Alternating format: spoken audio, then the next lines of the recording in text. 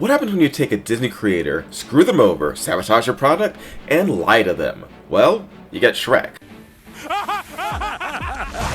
Shrek. But sometimes, if you do it again, you get Terrace, and you get Knights of Guinevere. I'm Keckers, let's get started. Terrace, known for her work on Gravity Falls, DuckTales, and her own series, The Owl House, is back with something new. A series that seems tailor-made, and they take that to Disney and everything that they stand for, and I for one am all here for it. The show seems to be focusing on three characters, Frankie, Andy, and the titular Guinevere. And all these characters seem to be actually representing different parts of Terrace and her relationship with Disney. Now, stay with me for a moment. You have Frankie, a factory worker full of dreams and talent who dreams of someday working in the big park. You have Andy, someone who actually works at the park, who is a cog in the machine, who just repairs and does what she's told and is beaten down and world weary.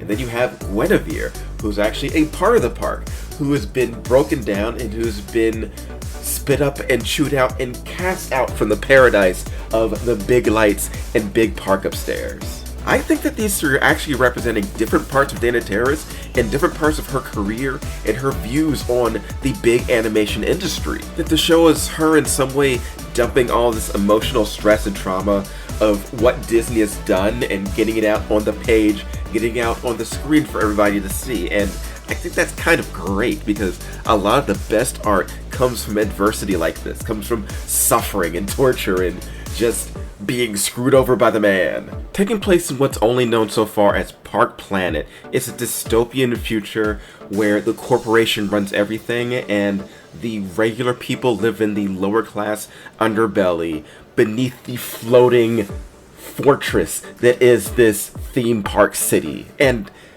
the design of this just looks amazing. It's spectacle, it is terror, it is pure dystopia. The art style really is sort of like a grown-up version of the Owl House with sort of elongated character designs, and there's lots of deep shadows, and when this thing gets scary, it is decidedly spooky and terrifying, and I love that. Another amazing thing is the framing.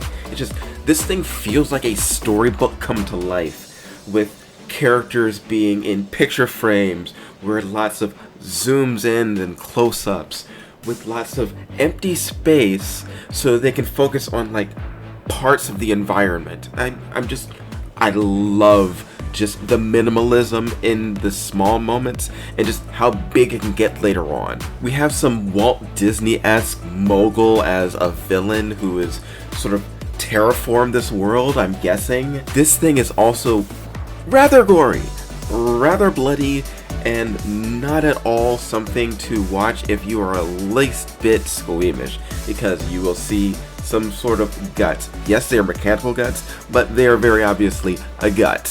With Guinevere being a mysterious robot being hunted down by the system, it reminds me a lot of Firefly of River Tam, or Outlaw Star, and this show is setting itself up to be a nice cyberpunk mystery, and I am certainly here for it. I'm looking forward to new characters, new journeys. I'm looking forward to just experiencing what they have in mind for this. I'm Keckers, this is Knights of Guinevere, and I will see you later, taters.